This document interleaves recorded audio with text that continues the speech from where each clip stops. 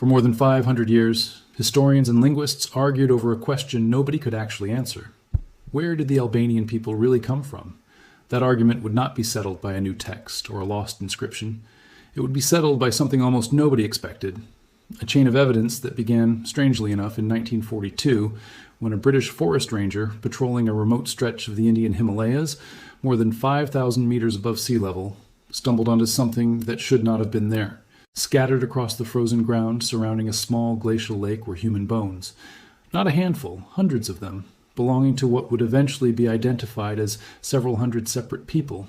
Their remains preserved for centuries by the cold, thin air of the mountains, some still wearing fragments of leather sandals, bamboo staffs, and jewelry frozen into the ice at the water's edge. The lake became known as Rupkund, and within a few years, locals and travelers alike had started calling it something else entirely. Skeleton Lake. The lake sits directly along the route of the Nanda Devi Raj Jat, a pilgrimage still walked today, one that occurs only once every 12 years and draws travelers deep into some of the most difficult terrain in the Himalayas. For decades, nobody could explain what had actually happened at Rupkund.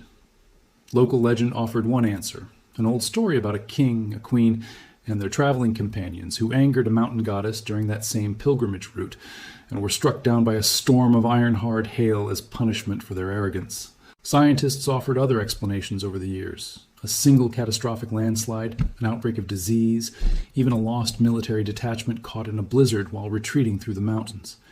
Every theory, folklore and science alike, assumed the same basic premise that whoever died at Rupkund Lake had died together, in one place, during one single event. That assumption held for nearly 80 years. Then, in 2019, a team of researchers from Harvard and institutions across India and Europe ran full genome sequencing on 38 of the skeletons. The results did not just fail to confirm a single catastrophic event.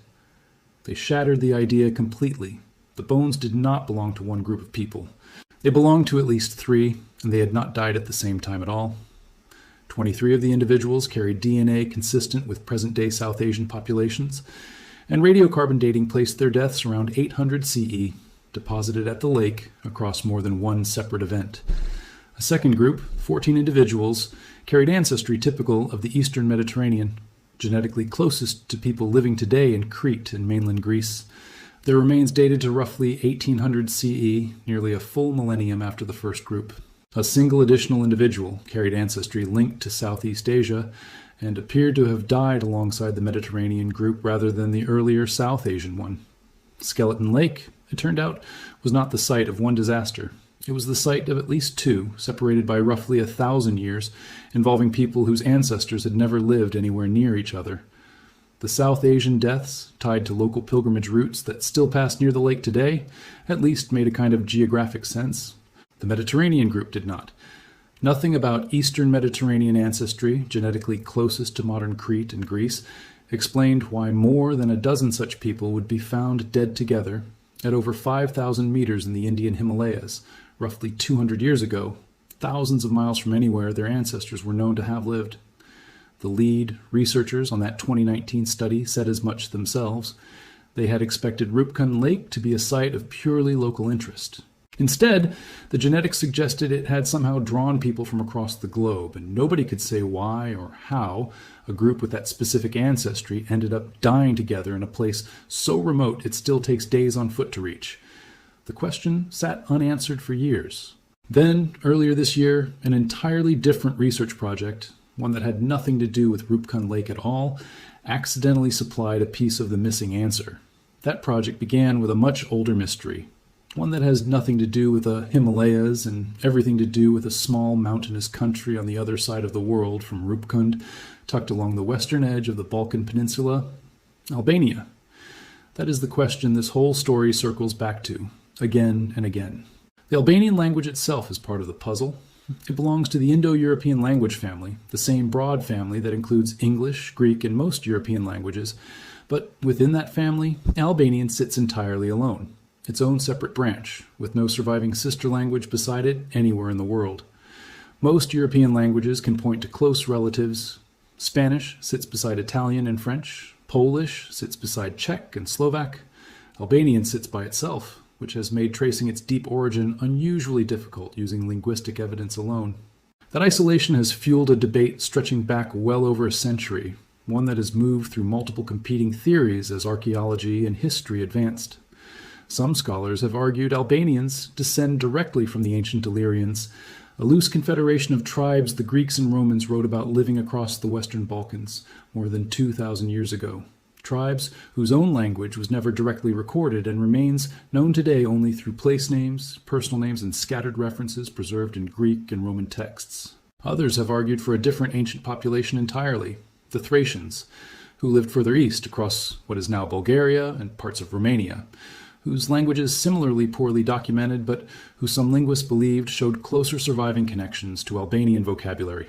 Still others proposed a mixed origin, blending Illyrian, Thracian, and later Roman-era influences into whatever population eventually became Albanian speakers. The stakes of that debate were never purely academic. Across the Balkans, questions of who lived where first have shaped real political arguments for generations, tied up in disputes over territory, identity, and history that remain sensitive to this day. Genetics could never settle questions of modern politics, and no serious researcher would claim otherwise. But it could, for the first time, actually test whether the biological ancestry of Albanians matches the Illyrian populations historians have long debated using physical evidence rather than fragments of place names and educated guesswork. That is exactly what a team led by Leonidas Romanos Devranoglu at the University of Oxford set out to do, publishing their results this year in the journal Nature Human Behavior. The scale of the project was enormous. Researchers analyzed more than 6,000 ancient genomes collected from sites across Western Eurasia, alongside 74 newly collected DNA samples from ethnic Albanians today, deliberately gathered to cover every major dialect group, including both the Geg dialect spoken across northern Albania and Kosovo, and the Tosk dialect spoken through the south. Building a comparison data set of that size takes years of coordinated work, drawing together previously published ancient genomes from dozens of separate excavations across an enormous geographic range, standardizing them so they can be meaningfully compared against one another, and then layering fresh modern samples on top to see exactly where present-day populations fall relative to their ancient predecessors. This was not a study built on guesswork or old assumptions, and it was not the kind of project a single research group could complete quickly. It was a direct genetic comparison, spanning thousands of years in multiple modern countries, designed to finally test a question that had been argued over since before modern genetics existed at all, using a dataset large enough to actually support a confident answer, rather than another round of educated speculation. The results, when they came back, resolved the core question more clearly than almost anyone expected.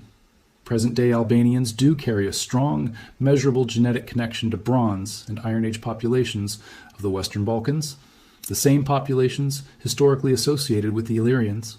Early medieval Albanians, living as far back as 800 to 900 CE, centuries before Albanians even appear by name in written historical records, had already preserved between 68 and 84% of that ancient regional ancestry.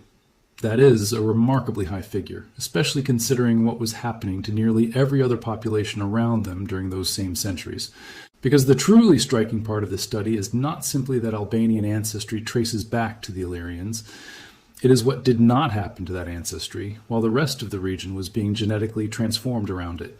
During what historians call the migration period, roughly the 5th through 7th centuries CE, the centuries following the collapse of the Western Roman Empire, waves of Eastern European and Slavic-speaking peoples moved south and west out of territory north of the Danube River, spreading across the Balkans and eventually settling permanently in huge numbers.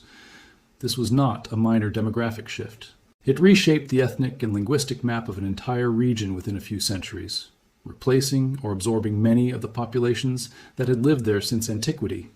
And it is the historical event that explains why most of the modern Balkans speaks Slavic languages today: Serbian, Croatian, Bulgarian, Macedonian, and others, despite the region's much older Roman and pre-Roman roots.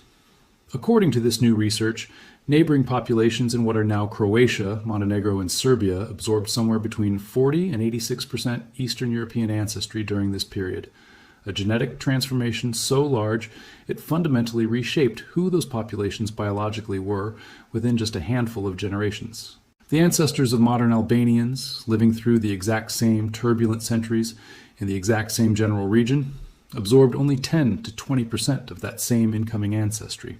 Whatever was happening to the rest of the Balkans during the migration period, the population that would become the Albanians was, to a significant degree, sitting outside of it, an island of genetic continuity in the middle of one of the most transformative demographic events in European history.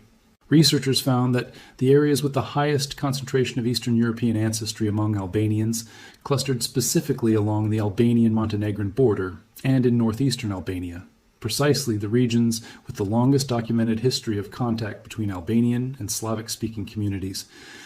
That detail matters because it shows the pattern is not random.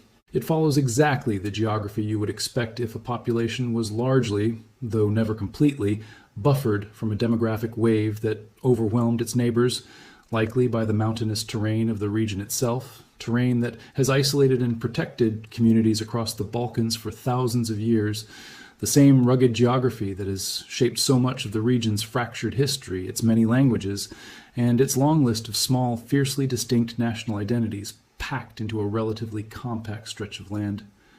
Based on all of this evidence, researchers proposed a specific likely homeland for the population that would eventually become the Albanians, a mountainous zone spanning northern Albania, southwestern Kosovo, and parts of North Macedonia, an area where ancient sources describe contact between Illyrian tribes and a related group called the Dardanians, both of which likely contributed to the ancestry that has persisted, largely undiluted, into the present day. That kind of number, a population small enough to count in the thousands rather than the millions, is what geneticists call a founding population, and it explains a great deal about why this study was even possible in the first place. When a population starts small and stays relatively self-contained for generations, the genetic signatures present in those founding individuals tend to persist clearly and traceably in their descendants, rather than being gradually diluted and blended beyond recognition by constant large-scale mixing with outside groups. It is part of why researchers were able to trace this lineage with such precision nearly 1,200 years later. A larger, more thoroughly mixed founding population would likely have left a far blurrier genetic signal, one much harder to separate from the general genetic background noise of the wider Balkan region. The very smallness of the group that became the Albanian people is part of what makes their ancestry so unusually legible to modern genetic tools, more than a millennium after the fact. Geneticists studying other isolated populations around the world, from small island communities to mountain-dwelling groups on other continents entirely, have documented the same pattern repeatedly. Isolation, whether created by mountains, water, language, or culture, tends to preserve a clearer genetic record of the past, almost by accident, simply because there was less outside mixing available to blur it over time.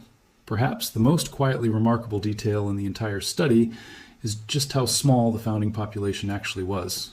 Researchers estimate the entire early medieval Albanian population, the group whose descendants would eventually spread and diversify into the millions of Albanian speakers alive today, numbered only around 8 to 11,000 people.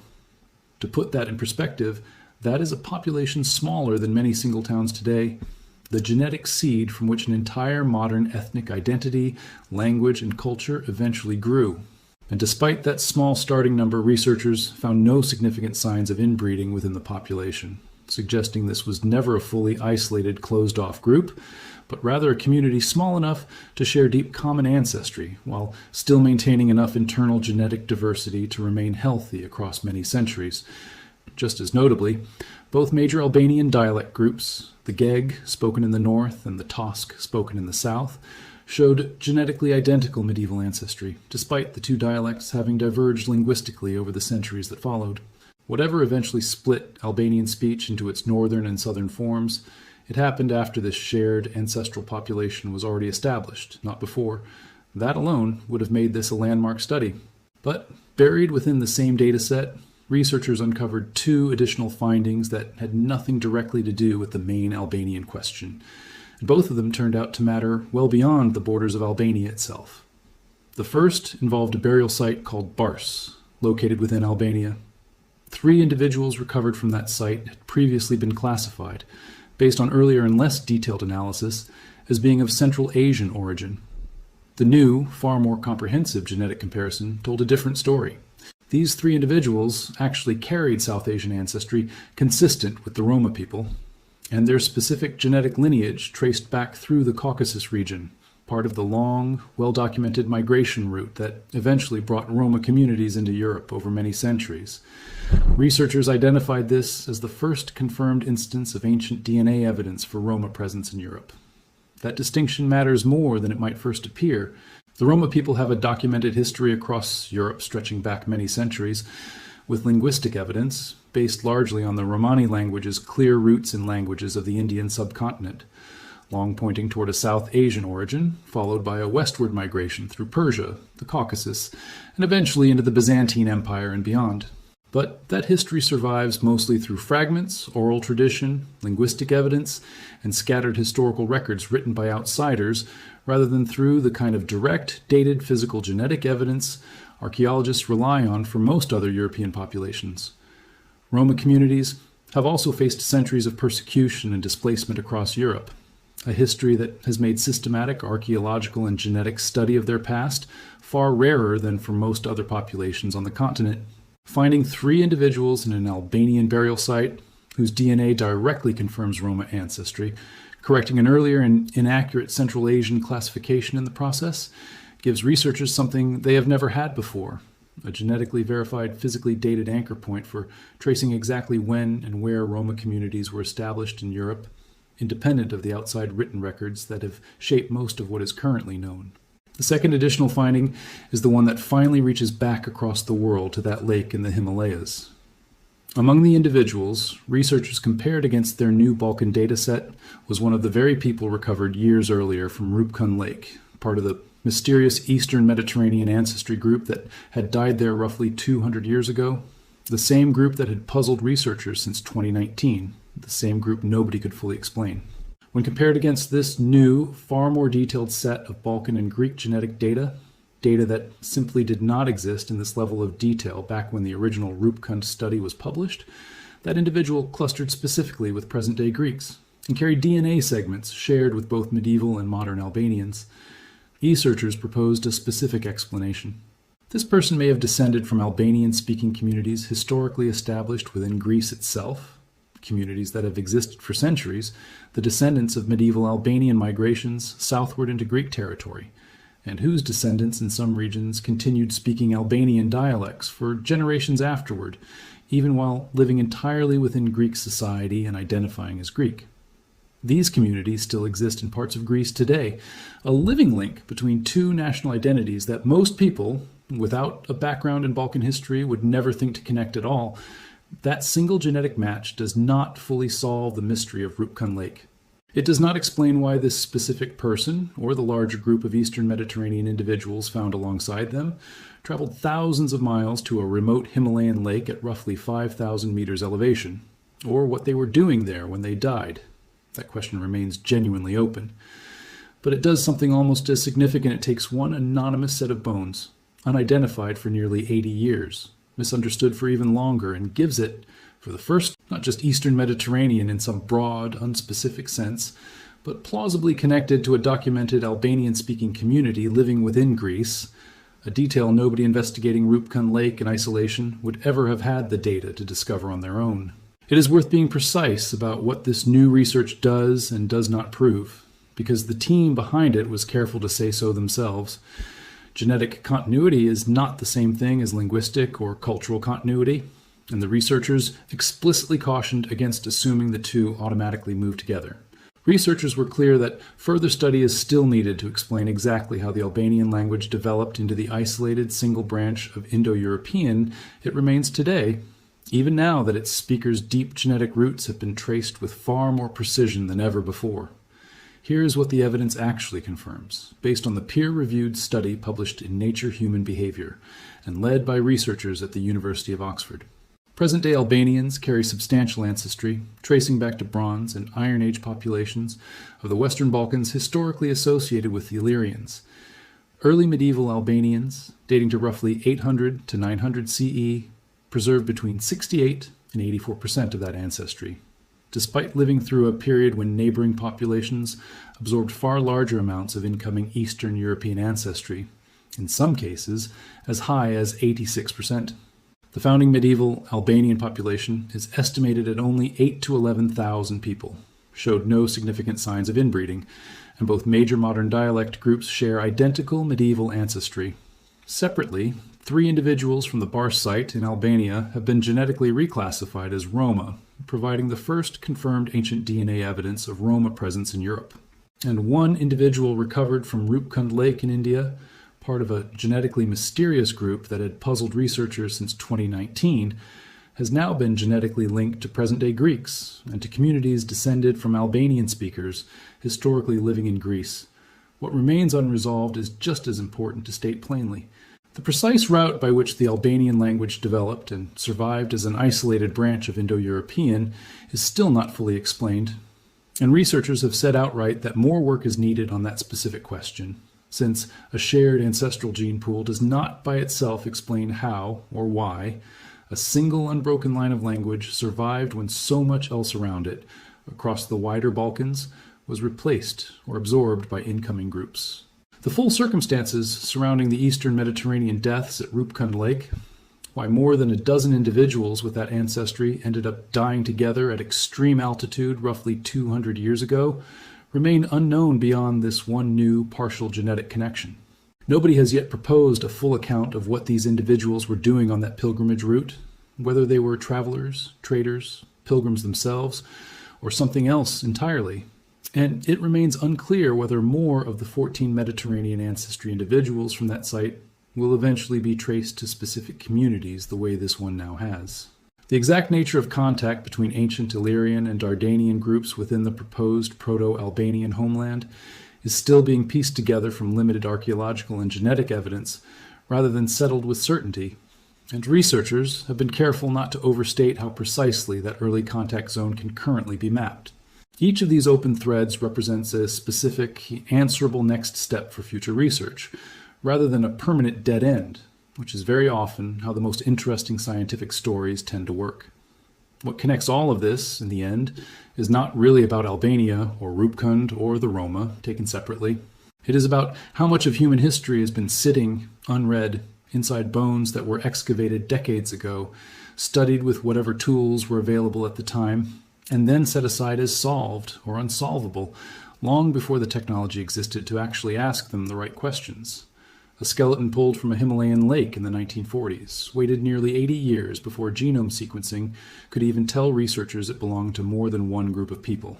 A burial site in Albania held 3 individuals confidently labeled Central Asian for years before more precise analysis quietly proved that label wrong. And an entire nation's disputed ancient origin, argued over by scholars for more than a century, was finally tested directly only this year.